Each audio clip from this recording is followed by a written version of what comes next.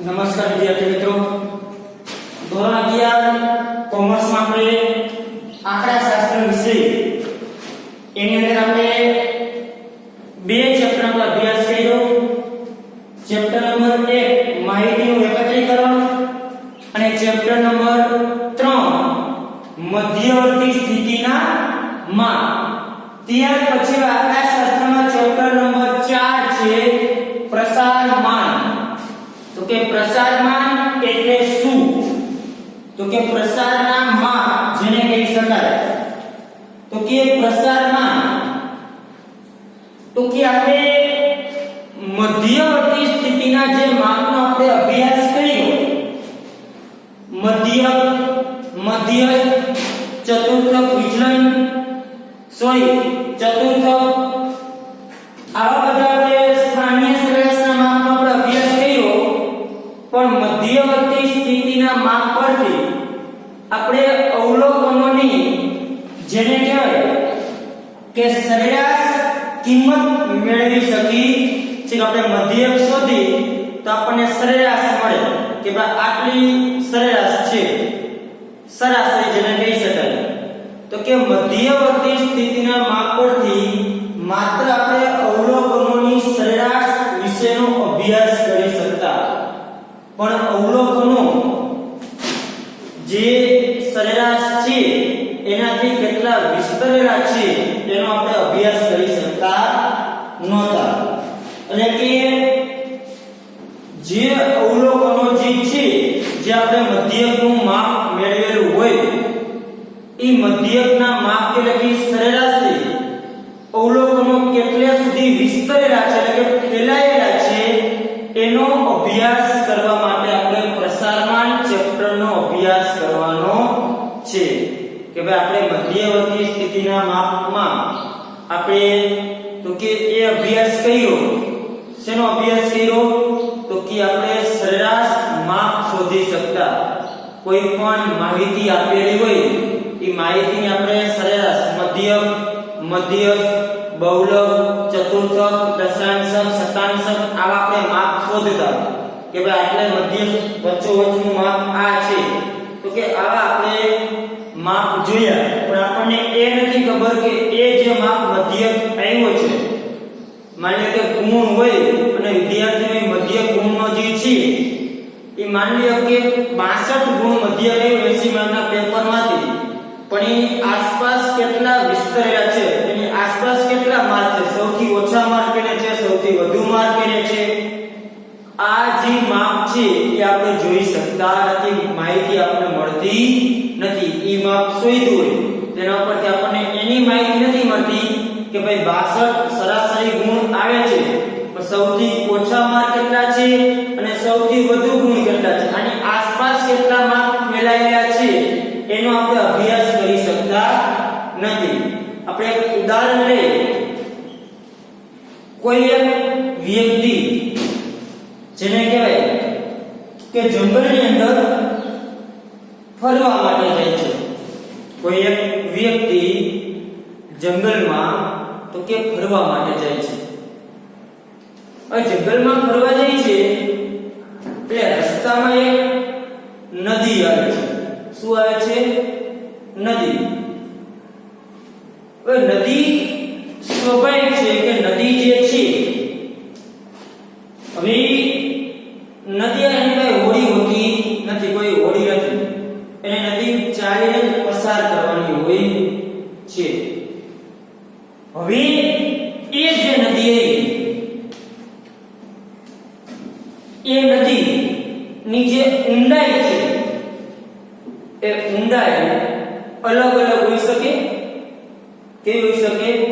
અલગ અલગ. ભાઈ શરૂઆતમાં તમે નદીમાં આગળ જાઓ એટલે સ્વાભાવિક છે કે પહેલા ઓછું પાણી, જેમ જેમ તમે વચ્ચે જતા જાઓ એમ પાણી શું થતું જાય? ઊંડાઈ આવતી જાય. હવે આ જે નદી છે એ માની કે અલગ અલગ જગ્યાએ પાણી જોઈએ તો શરૂઆત માની કે 1 ફૂટ પાણી હોય, પછી 2 ફૂટ હોય, 3 ફૂટ હોય, 4 ફૂટ હોય, પછી 5 ફૂટ હોય, પછી વળી ઉપર જતા વળી પાણી ઓછું થતું જતું હોય, વધતું જાય, વળી વસ્તુ થતું જતું હોય, ઓછું થતું જતું હોય.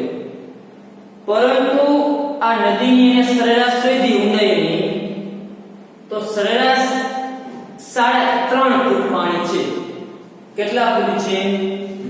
3.5 ફૂટ. કેટલી છે? 3.5 ફૂટ સરેરાશ નદીની પાણીની. પણ સૌથી વધુ ઊંડાઈ છે 5 ફૂટ.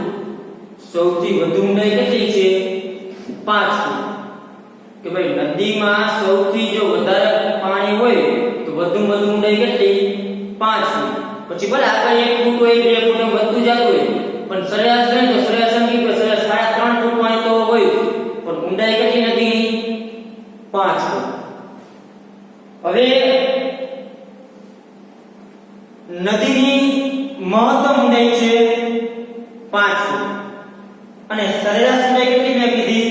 3.5 એટલે કે મધ્યક થઈ સરાસરી. હવે ઈ કુટુંબમાં તો કે 4 સભ્યો છે. કેટલા સભ્યો છે? 4 સભ્યો.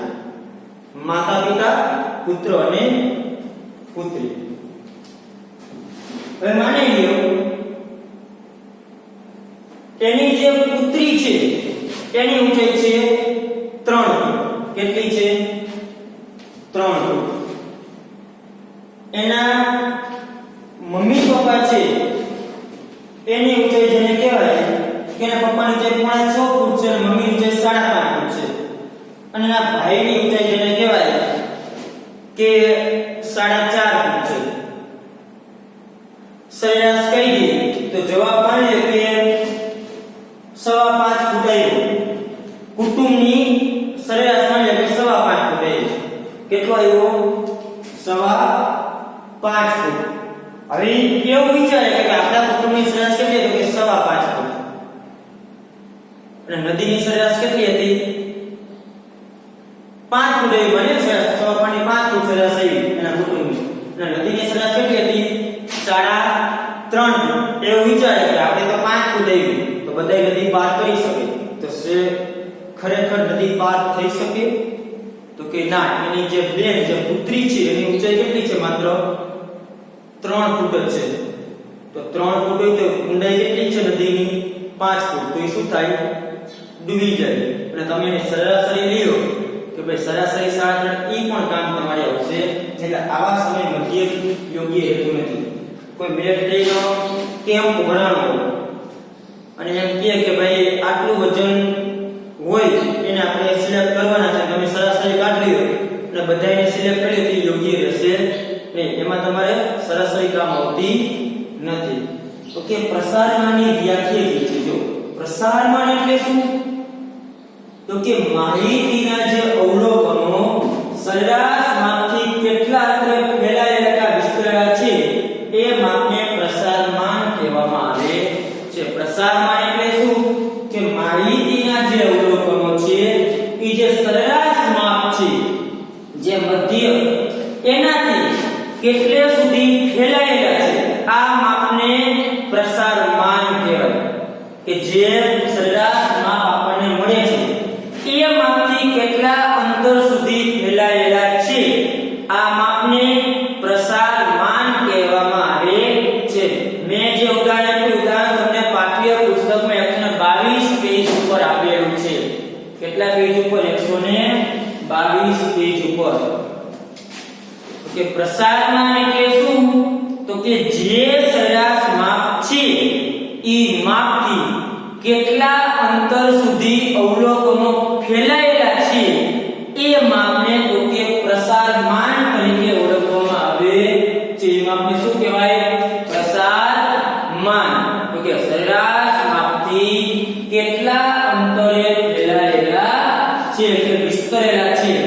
જે મધ્યક મેળવ્યો એ મધ્યકની આજુબાજુ કેટલા અવલોકનો વિસ્તરેલા છે જેને કહેવાય કે જે કેન્દ્ર બિંદુ છે એની આજુબાજુ કેટલો વિસ્તાર છે એ માપને શું કહેવાય? પ્રસારમાન. તમે નદીની અંદર કાકરો ઘા કરો તો જે પાણી ડગે એ કેટલે સુધી વિસ્તરે છે. કે કેન્દ્ર જે છે મધ્યક છે કે વચ્ચોવચ્ચ પાણી તો પડ્યો એનાથી કેટલું પાણી ડઈ ગયું. આ જે છે પ્રસારમાન પણ આ છે કે જે સરેરાશ માપ છે એનાથી અવલોકનો કેટલે સુધી વિસ્તરેલા છે ફેલાયેલા છે એ પ્રસારમાન કહેવામાં આવે છે. શું કહેવામાં આવે છે? પ્રસારમાન. હવે આગળ તો કે પ્રસારમાનના માપના બે પ્રકાર છે, નિરપેક્ષ માપ અને સાપેક્ષ માપ. કેટલા માપ છે? બે, નિરપેક્ષ અને સાપેક્ષ. નિરપેક્ષ માપ જે છે એ એકમ વડે દર્શાવી શકાય છે. સાપેક્ષ માપ છે જે એકમથી મુક્ત છે. એટલે કે નિરપેક્ષ માપને એકમ વડે દર્શાવી શકાય અને સાપેક્ષ માપ એકમથી શું છે? મુક્ત માપ છે. કેવું છે? એટલે કે એ માપ એકમમાં દર્શાવી શકાતું નથી. નિરપેક્ષ માપ એકમ વડે દર્શાવી શકાય. ઉદાહરણ તરીકે વિદ્યાર્થીનું વજન, માથાદીઠ આવક, વિદ્યાર્થીની ઊંચાઈ. આપણે દરેકને એકમ હોય. વજન તો કે કિગ્રા, ગ્રામ જે હોય તે. ઊંચાઈ સેન્ટીમીટર માપો કે મીટરમાં માપતા હોય કે ફૂટમાં કે ઇંચમાં, જે રીતે દર્શાવતા હોય. એટલે કે નિરપેક્ષ જે એકમ વડે દર્શાવતા એને કેવું કહેવાય? નિરપેક્ષ માપ. અને જે માપ એકમથી મુક્ત છે, જેને એકમ દર્શાવી શકાતા નથી, એ માપને કેવું માપ? તો કે સાપેક્ષ માપ. તો કે નિરપેક્ષ માપ ક્યાં ક્યાં છે? તો કે વિસ્તાર, ચતુર્થક વિચલન, સરેરાશ વિચલન, પ્રમાણિત વિચલન અને વિચલન. અને આ છે સાપેક્ષ માપ. વિસ્તારાંક, ચતુર્થક વિચલનાંક, સરેરાશ વિચલનાંક અને પ્રમાણિત વિચલનાંક. હવે આપણે આ જે નિરપેક્ષ માપ અને જે સાપેક્ષ માપ છે એની આપણે વ્યાખ્યાઓ જોઈએ કે ભાઈ વિસ્તાર એટલે શું? તો કે વિસ્તાર એટલે માહિતીમાં સૌથી મોટું અવલોકન અને સૌથી જે નાનું અવલોકન એ વચ્ચેનો તફાવત, જેને વિસ્તાર તરીકે ઓળખવામાં આવે છે. વિસ્તાર એટલે શું? કે આપેલ જે માહિતી છે એમાં સૌથી મોટી કિંમત અને સૌથી જે નાની કિંમત, આ બંને વચ્ચેનો તફાવત એટલે શું? એનો એટલો વિસ્તાર કહેવાય. વજન જોખતા હોય 50 વિદ્યાર્થીમાં સૌથી મહત્તમ વજન, એટલે સૌથી વધુ વજન એક વિદ્યાર્થીનું 90 કિલો અને સૌથી ઓછું વજન વાળો હોય 45 કિલો. તો સૌથી વધુ વજન વાળો કોણ? 90. અને સૌથી ઓછું વજન કોણ? 45. 90 - 45, વિસ્તાર કેટલો કહેવાય? 45. એટલે કે માહિતીમાં સૌથી મોટી કિંમત અને સૌથી જે નાની કિંમત છે, આ બંનેનો તફાવત એને શું કહેવાય? વિસ્તાર કહેવામાં આવે છે. વિસ્તારને આપણે કેપિટલ R વડે દર્શાવશું. Capital R. ત્યાર પછી વિસ્તારાંક. આ વિસ્તારની કેવું માપ છે? નિરપેક્ષ માપ. એટલે આનો જે જવાબ છે ને આપણે એકમ હશે. હવે વિસ્તારાંકનો તો સાપેક્ષ માપ છે. તો કે વિસ્તારાંક એટલે શું? તો કે વિસ્તારનું જે માપ આપણે મેળવ્યું, જે વિસ્તાર મેળવ્યો એને માહિતી જે અવલોકન છે એની મહત્તમ અને લઘુત્તમ, લઘુત્તમ એટલે નાની કિંમતના સરવાળા વડે ભાગવાથી મળતી કિંમતને શું કહેવાય? વિસ્તારાંક. તો કે આપણને જે જવાબ મળ્યો એને તો કે જે માહિતીમાં સૌથી મોટું કિંમત હતી અને સૌથી જે નાની કિંમત હતી એના સરવાળા વડે ભાંગી નાખવાનું, એટલે જે જવાબ મળે એને શું કહેવાય? વિસ્તારાંક. અને માની કે 90 - 45 મળ્યો, તેનો સરવાળો 90 + 45, એટલે કે સૌથી મોટી કિંમત અને સૌથી નાની કિંમત જે છે એનો સરવાળો કરી અને વિસ્તારના માપ ને શું કરવાનું? ભાંગી નાખવું અને જે કિંમત મળે એને શું કહેવાય? વિસ્તારાંક. આને કોઈ કિંમત, આને કોઈ જેને કે દર્શાવી શકાતા નથી, આનો કોઈ ચિહ્ન નથી કે આને દર્શાવી શકાય. બરાબર છે? વિસ્તારાંક જ કહેવાય. ત્યાર પછી છે ચતુર્થક વિચલન, જેને કહેવાય QD. શેના દર્શાવશું? QD. ચતુર્થક વિચલન એટલે શું? તો કે આપણે જે ચતુર્થકો મેળવતા, આપણે અભ્યાસ કર્યો ચતુર્થકો, એમાં જે તૃતીય ચતુર્થક અને જે પ્રથમ ચતુર્થક, આ જે માપ મળે, તૃતીય ચતુર્થક અને પ્રથમ ચતુર્થક, એના તફાવતને 2 વડે ભાગતા જે જવાબ મળે એને કહેવાય ચતુર્થક વિચલન. એટલે કે ત્રીજો ચતુર્થક અને પેલા ચતુર્થક, ત્રીજો ચતુર્થક અને પેલો ચતુર્થક. આનો તફાવતને બે વડે શું કરવાનું? ભાગવાનું. એટલે શું કહે કે q3 q1 ભાગ્યા 2 અને તમને જે કિંમત મળે એને તો કે ચતુર્થક વિચલન કહેવામાં આવે છે. ત્રીજા ચતુર્થક અને પહેલા ચતુર્થકનો તફાવત શોધવાનો. જે તફાવત આવે એને કેટલાય ભાગવાના? તો કે 2 ભાગતા જે જવાબ મળે, જે કિંમત મળે એને તો કે ચતુર્થક વિચલન કહેવામાં આવે છે. ત્યાર પછી છે ચતુર્થક વિચલનાંક. તો કે ચતુર્થક વિચલનાંક એટલે શું? તો કે ચતુર્થક વિચલનાંકને તો કે જે ચતુર્થક વિચલન આપણે જવાબ મળે એ જવાબ તો કે જે ચતુર્થક વિચલન આપણે શોધ્યું એને તો કે પ્રથમ અને તૃતીય ચતુર્થકના સરવાળાની સરેરાશથી ભાગવાનું. શું કરવાનું? પહેલા જે સરવાળો કરવાનો અને એની સરેરાશ એટલે કે ભાગ્યા 2 તો પણ 2 છે એના સરેરાશથી ભાગતા જે કિંમત મળે એને ચતુર્થક વિચલનાંક કહેવામાં આવે છે. ત્યાર પછી છે સરેરાશ વિચલન. સરેરાશ વિચલન એટલે શું? ચાલો, તો કે સરેરાશ વિચલન એટલે શું? તો કે સરેરાશ વિચલન એટલે જેને આપણે દર્શાવશું MD હોય. તો કે જે અવલોકનો હોય એ અવલોકનોને એમના મધ્યક વચ્ચેના તફાવતોના માનાંકોની કિંમતથી મળતી કિંમતને શું કહેવાય? સરેરાશ વિચલન. કે અવલોકનો જે છે એ અને મધ્યક જે મળ્યો હોય, જે અવલોકન આપેલા છે તે અને મળેલ મધ્યકના એનો તફાવત શોધ્યો હોય અને જે માનાંકની જે કિંમત મળે કેવી કિંમત? માનાંકની. એને શું કહેવાય? સરેરાશ વિચલન. વધારે આપણે જે દાખલા જોશું તે તમને ખબર પડશે. અને સરેરાશ વિચલનાંક એટલે શું? તો કે સરેરાશ વિચલનને મધ્યક વડે ભાગો અને જે કિંમત મળે એને શું કહેવાય? સરેરાશ વિચલનાંક. ત્યાર પછી છે પ્રમાણિત વિચલન, જેને કહેવાય S. તો કે પ્રમાણિત વિચલન એટલે શું? તો કે માહિતીના જે અવલોકનો છે એમના મધ્યકથી મેળવાયેલા વિચલનોના વર્ગોની સરેરાશને શું કહેવાય? ધન વર્ગમૂળ જે મળે તેને કહેવાય પ્રમાણિત વિચલન.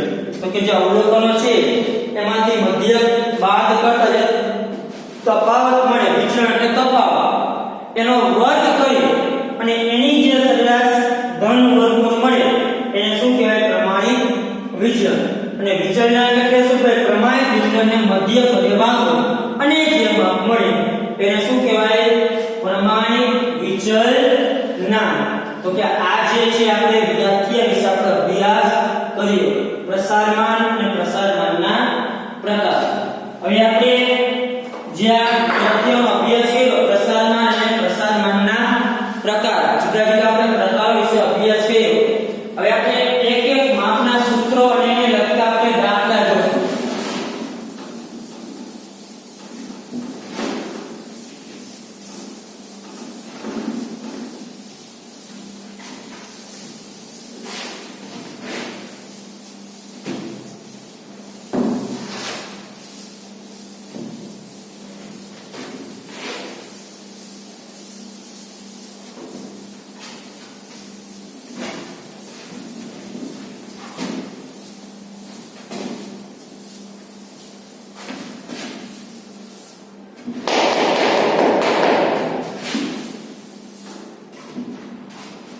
जो પહેલું છે વિસ્તાર.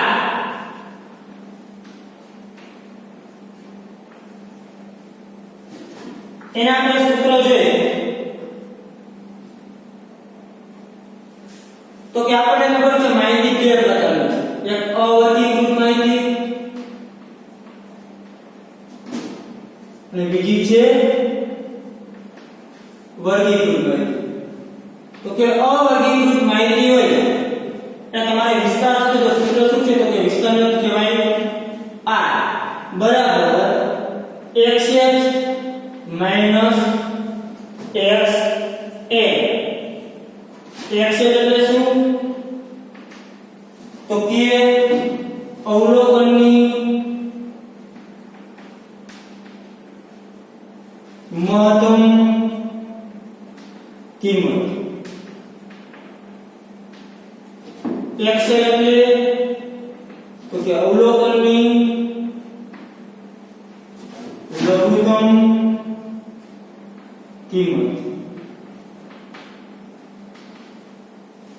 કેવી માહિતી માટે અવર્ગીકૃત માહિતી હોય એટલે કે માત્ર અવલોકનો તમને આપેલા હોય અને વિસ્તાર શોધો તો વિસ્તાર સૂત્ર છે r = xh - xl ત્યાર પછી વર્ગીકૃત માહિતી હોય કેવી માહિતી હોય વર્ગીકૃત એ વર્ગીકૃત આપણે તો બે પ્રકાર છે અસતત અવધિ હોય અને બીજું હોય સતત સતત એટલે કેવું વર્ગ જો બંનેમાં સૂત્ર સેમ છે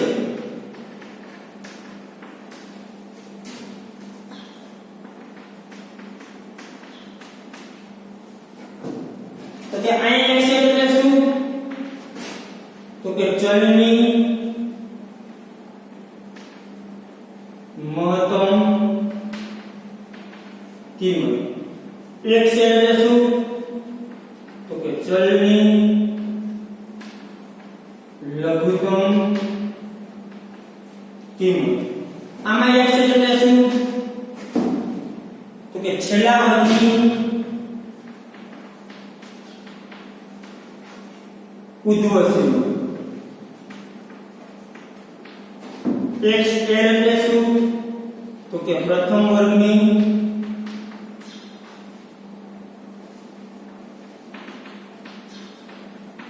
અધર સીમા અને વિસ્તારાંક તમને શોધવાનું કીએ તો સૂત્ર છે xh - xl છેદમાં xh plus xl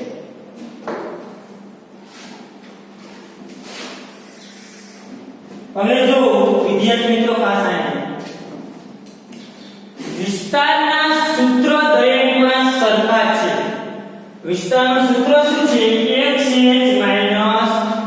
xl જો વર્ગીકૃત માહિતી હોય તો ભલે અવર્ગીકૃત માહિતી હોય તો પણ ભલે સૂત્ર એક જ છે r = xh - xl સૂત્રમાં કોઈ ફેરફાર છે નહીં તો કે ફેરફાર ક્યાં છે તો કે સૂત્રમાં ફેરફાર નથી તો કે ફેરફાર માત્ર ત્યાં છે કે જે પ્રકારની માહિતી હોય ને એ મુજબ xh અને xl થશે કેમ કે જે અવર્ગીકૃત માહિતીમાં ખાલી અવલોકનો છે શું હશે અવલોકનો વર્ગીકૃત આપણે તો જો અસતત હશે તો અસતત માહિતીની અંદર તમને ચલ અને આવૃત્તિ બે હશે તો ત્યારે તમારે આવૃત્તિ મહત્તમ જોડે ચલ તો કે ચલની મહત્તમ કિંમત જોવાની અને જે સતત આવૃત્તિ વિતરણ છે એ આપણે આપણે શું પાસે તો કે વર્ગ પાસે શું હશે વર્ગ તો કે વર્ગ પાસે તો શું કરું એવા શબ્દોમાં કઈ રીતે x એટલે x શોધવું ખાલી ફેરફાર એ જ છે અને વિસ્તારનું સૂત્ર છે xh - xl છેદમાં xh plus xl વિસ્તારના સૂત્રમાં કોઈ ફેરફાર છે નહીં જે સૂત્ર છે એક જ સૂત્ર છે એટલે આપણે ખાલી સૂત્ર તો બે જ યાદ રાખવાના આ અને એક આ તો દાખલા આપણે ગણીએ એટલે આપણે ખબર પડી જશે જો દાખલા નંબર સ્વાધ્યાય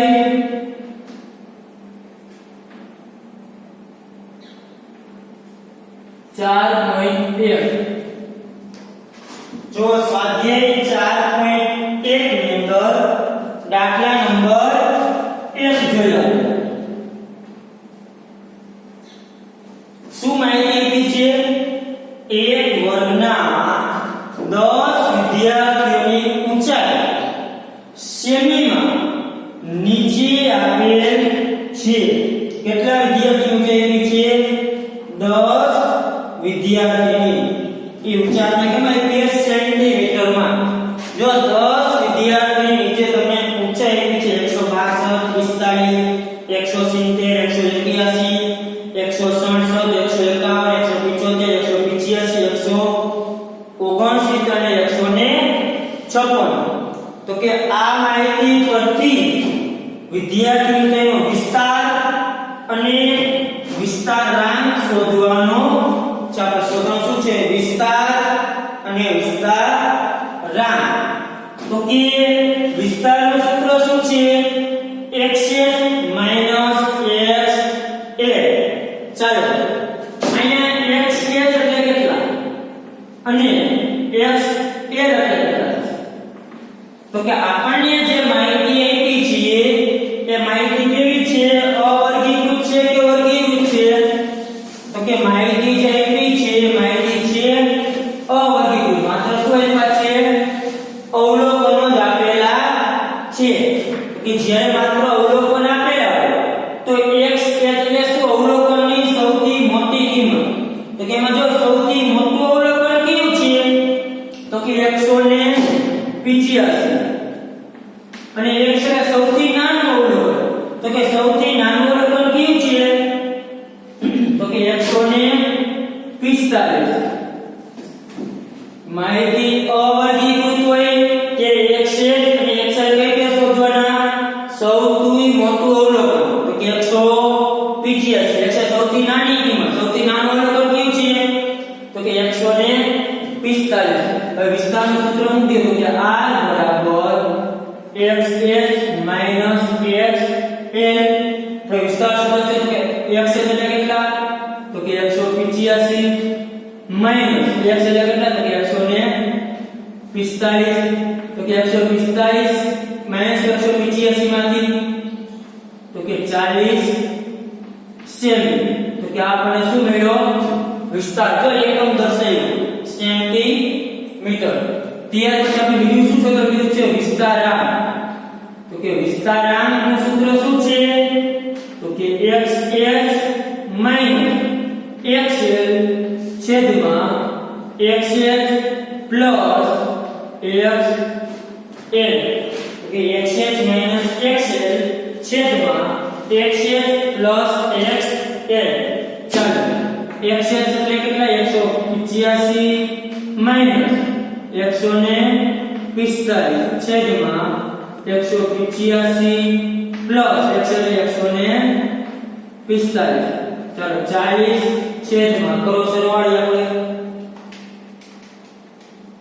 330 તો કે 40 ભાગ્યા 330 એટલે 0.12 આપણને શું મળ્યો વિસ્તારાંક અને આ મળ્યો આપણને વિસ્તાર તો કે કેવી માહિતી માટે શોધ્યું તો કે અવર્ગીકૃત માહિતી માટે જે વિસ્તાર અને વિસ્તારાંક શોધવાનું કે આ રીતે શોધવામાં આવે છે ફરીથી વિદ્યાર્થી મિત્રો સૂત્ર દરેક માહિતી માટે એક જ છે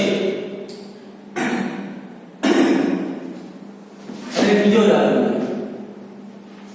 ચાલો શું કહે છે જો એક બસ કંપની 77 બસ શહેરમાં મુસાફરી માટે પ્રાપ્ય છે કેટલી બસ છે 77 આગળ જો કે કોઈ એક દિવસે કોઈ એક સમયે બસમાં બેઠેલા મુસાફરોની સંખ્યા નીચે આપેલા વિતરણ પરથી એક બસમાં મુસાફરી કરતા સંખ્યાનો તો કે વિસ્તાર અને વિસ્તારાંક શોધો આપણે શું થયું છે બસની મુસાફરી કરતા જે મુસાફરોની સંખ્યા હોય ઈ સંખ્યાનો આપણે વિસ્તાર અને વિસ્તારાંક શોધવાનો છે આપણે શોધવાનો શું છે માહિતી પરથી વિસ્તાર અને વિસ્તારાંક હવે જો આપણે વિસ્તાર અને વિસ્તારાંક શોધવાનું કીધું છે બરાબર છે હવે મુસાફરની સંખ્યા તેને શું કહેવાય x અને બસની સંખ્યા એને કહેવાય આવૃત્તિ એટલે કે f હવે x અને x એ આપણે બે થશે કેમ કે વિસ્તાર સૂત્ર બાદ થશે r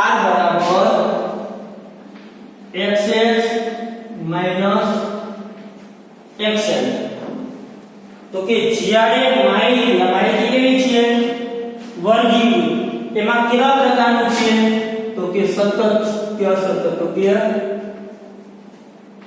અસતત છે કે અસતત કે વર્ગ નથી આવૃત્તિ આપેલી એટલે માહિતી થઈ જાય વર્ગીકૃત કેવી થઈ જાય વર્ગીકૃત આમાં આપણને વર્ગ નથી આપ્યા પરંતુ શું આપ્યું છે ચલ આપ્યા છે ત્યારે x એટલે શું તો કે જે x નું ખાનું હોય એમાં સૌથી મોટી ચલની કિંમત કઈ છે તો કે x ના ખાનામાં સૌથી મોટું ચલ છે 37 અને સૌથી નાનું ચલ છે 2 તો કે 37 અને 2 જે x નું ખાનું હોય જ્યારે માહિતી અસતત હોય ફરીથી જ્યારે માહિતી અસતત આપેલી હોય ત્યારે તો કે x એટલે શું સૌથી મોટી ચલની કિંમત એટલે કે જે x આપ્યા છે x નું ખાનું જે હોય એટલે કે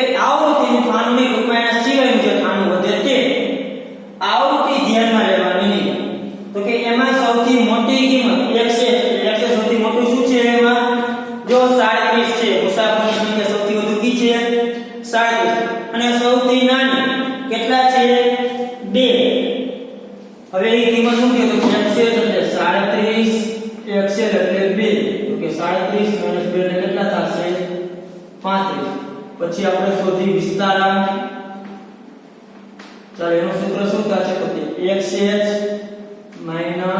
xl છેદમાં xh plus xl તો કે 37 - 2 છેદમાં 37 plus 2 તો કે 37 ના પેલા કેટલા તો કે 35 ભાગ્યા 39 તો કે 0.9 તો આપણે વિસ્તારાંક મેળવ્યો 0.9 અને વિસ્તાર મેળવ્યો 35 કેવી માહિતી માટે આપણે શોધી અસતત જ્યારે માહિતી આપેલી હોય ત્યાર પછી જો દાખલા નંબર 3 એક શાળાના વિદ્યાર્થીઓ નીચે આપેલા ગુણના આવૃત્તિ ક્રમ પરથી ગુણનો વિસ્તાર અને સાપેક્ષ વિસ્તાર જો વિસ્તાર સાપેક્ષ વિસ્તાર એટલે વિસ્તારાંક આપણે લીધું તો નિરપેક્ષ માપ અને સાપેક્ષ માપ નિરપેક્ષ માપ કીએ તો આપણે બરાબર છે એમ કે ભાઈ વિસ્તારનું નિરપેક્ષ માપ શોધો તો વિસ્તારનું નિરપેક્ષ એટલે શું વિસ્તાર અને વિસ્તારનું સાપેક્ષ માપ એટલે શું વિસ્તારાંક તો કે અહીંયા તમને એ જ કીધું છે કે ભાઈ ગુણનો વિસ્તાર અને સાપેક્ષ વિસ્તાર એટલે શું થાય વિસ્તારાંક ભાઈ સાપેક્ષ વિસ્તાર એટલે વિસ્તારાંક તો કે વિસ્તારમાં શું તો પહેલા તમારે આ જોઈએ x h અને એક જોઈએ x l ચાલો માહિતી કેવી છે આપણે આપણે વિસ્તાર અને સાપેક્ષ વિસ્તાર એટલે કે વિસ્તારાંક શોધવાનો છે તો કે માહિતી વર્ગીકૃત છે માં જો વર્ગ એક છે કેવા પ્રકારનો વર્ગ છે તો કે સતત છે કેવું છે સતત કેમ કે આપણને આપેલા છે વર્ગ તો કે વર્ગમાં એક છે એટલે આપણે કીધું છેલ્લા વર્ગની ઉર્ધ્વ સીમા એટલે કે જે વર્ગ આપ્યા એમાં જે છેલ્લો વર્ગ હોય એ જ્યાં વર્ગમાં ઉર્ધ્વ સીમા માટે વર્ગ જ્યાં પૂરો થાય ને તે છેલ્લો વર્ગ કયો છે 70 થી 80 વર્ગ પૂરો ક્યાં થાય 80 અને એક છે એટલે પ્રથમ વર્ગની અધર સીમા અધર એટલે કે વર્ગ જ્યાંથી સ્ટાર્ટ થતો હોય ત્યાંથી સ્ટાર્ટ થાય 20 ઉર્ધ્વ સીમા એટલે શું કાંઈ ન હોય એટલે વર્ગ જ્યાં છેલ્લો પૂરો થાય છે એ અને જ્યાંથી વર્ગ સ્ટાર્ટ થાય x a એટલે કે છેલ્લાના ઉર્ધ્વ સીમા એટલે વર્ગ પૂરો થઈને શું કહેવાય ઉર્ધ્વ સીમા આ એનો વર્ગ છે કોઈ 0 થી 20 તો આ અધર સીમા કે આ શું કહેવાય ઉર્ધ્વ સીમા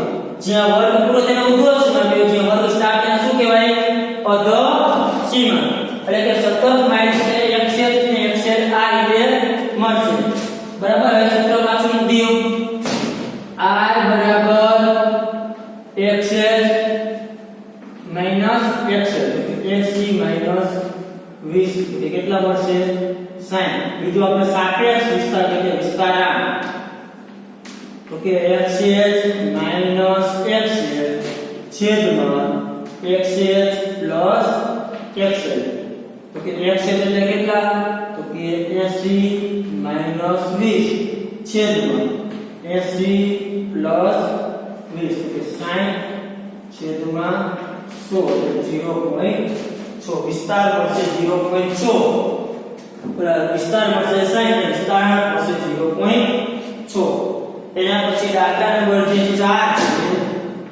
છે એમાં તમને નિરપેક્ષ માપ અને સાપેક્ષ માપ એટલે કે તમારે વિસ્તાર અને વિસ્તારાંક શોધવાનો છે માહિતી જે છે એ વર્ગીકૃત છે એટલે આ પ્રકાર છે ભલેમાં અનિવાર્ય કારણ કે આપણે કોઈ ફેર પડશે ને આપણે તો એ જોવાનું આપણે સીમા જોઈ છે સીમા બિંદુ જોતું નથી એટલે કે મેં xl પાસે 34 જો છેડાની ઉર્ધ્વ સીમા કેટલી થશે 34 અને xl થશે 5 તો કે આ જે કિંમત છે એ તમે સૂત્રમાં મૂકી દેશો એટલે તમને એનો જવાબ મળી જશે ચાલો સ્વાધ્યાય 4.1 આપણે પૂરું થઈ છે વિસ્તાર અને વિસ્તારાંક કોઈને આમાં કાંઈ પણ પ્રશ્ન તમે મને પૂછી શકો છો ચાલો થેન્ક યુ